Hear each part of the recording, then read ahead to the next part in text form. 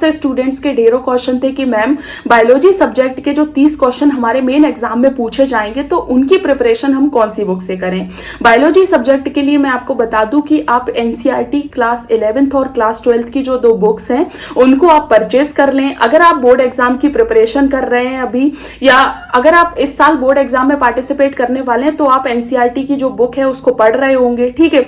लेकिन अगर आप 2024 में बोर्ड एग्जाम में पार्टिसिपेट कर चुके हैं या फिर आपने उससे पहले बोर्ड एग्जाम में पार्टिसिपेट किया और किसी भी कारण से आपके पास एनसीईआरटी नहीं भी है, तो आप मार्केट से एनसीईआरटी की जो क्लास 11th और क्लास 12th की जो बुक्स हैं उनको परचेस कर लें और बायोलॉजी सब्जेक्ट के लिए उन्हीं बुक्स को पढ़ें, ठीक है। आपकी पूरी थ्योरी जो है वो क्लास 11th एनसीईआरटी और क्लास 12th जो बायोलॉजी की एनसीईआरटी है उसी में दी गई है और आप उसी से अपने बायोलॉजी के जो 30 क्वेश्चन हैं उनको अच्छे तरीके से पढ़ सकते हो, ठीक है। आप थ्योरी के लिए जो एनसीईआरटी की बुक है क्लास 11th और क्लास 12th की वो पढ़ लें, ठीक है। आप चैप्टर वाइज थ्योरी अच्छे तरीके से कंप्लीट कर लो तो क्वेश्चन प्रैक्टिस की बात आती है कि हम क्वेश्चन प्रैक्टिस कहां से करें, तो एनसीईआरटी की ही एमटीजी की जो बुक आती है आप उसको परचेस कर लें। और उसमें क्या है, सबसे अच्छी बात जो मुझे लगती है वो ये है कि उसमें एनसीईआरटी की जो भी चैप्टर्स में अंदर जो भी टॉपिक दिए गए हैं उन्हीं टॉपिक को उसमें क्वेश्चंस फॉर्म में दिया गया है, ठीक है। तो जब आप एनसीईआरटी की बुक से चैप्टर्स पढ़ोगे, ठीक है, तो उसके बाद जब आप क्वेश्चन प्रैक्टिस एमटीजी की बुक से करोगे तो आपको जो थ्योरी है वो भी याद होगी, साथ ही साथ आपको ये भी समझ में आएगा कि आपके एग्जाम में जो क्वेश्चंस हैं वो किस तरीके से बन सकते हैं, ठीक है। एमटीजी फिंगर टिप की जो बुक है उससे आप अच्छे तरीके से क्वेश्चन प्रैक्टिस कर सकते हो, तो उस बुक को बायोलॉजी के लिए आप जरूर खरीद लें, ठीक है। बहुत से स्टूडेंट्स के ये क्वेश्चन रहते हैं कि मैम हम नोट्स बनाएं या फिर मतलब हम नोट्स कहीं से खरीद लें, ठीक है, या फिर हम क्या करें। तो देखिए मैं आपको एक बात बता दूं कि बायोलॉजी सब्जेक्ट के लिए जो सबसे इंपॉर्टेंट चीज है वो है एनसीईआरटी की बुक।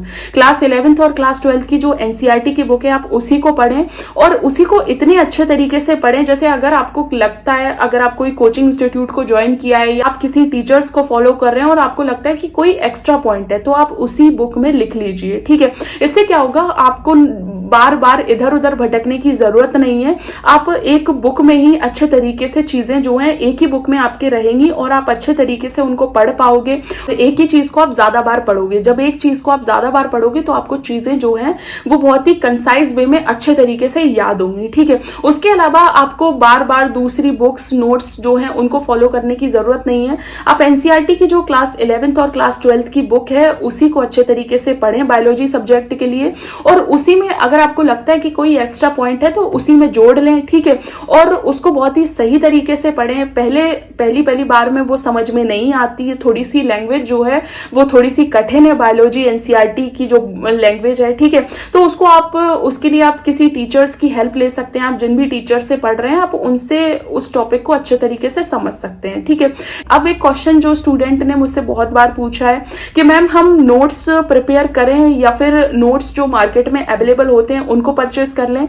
तो मैं आपको एक बात बता दूं कि जब आप एनसीईआरटी की जो क्लास 11th और क्लास 12th की जो बायोलॉजी की बुक है जब आप उसको पढ़ोगे और अगर आपको कहीं लगता है कि भाई एक्स्ट्रा टॉपिक है ये या फिर टीचर जो आपको पढ़ा रहे हैं वो कुछ एक्स्ट्रा पढ़ाते हैं, तो आप उसी बुक में जो है वो उसी चैप्टर में चीजों को एड ऑन कर सकते हैं, जिससे क्या होगा आपको अलग अलग जगह बार बार जो है वो चीजें देखने की जरूरत नहीं है। आपको बुक में ही आपकी नोट्स भी अवेलेबल होंगे, ठीक है।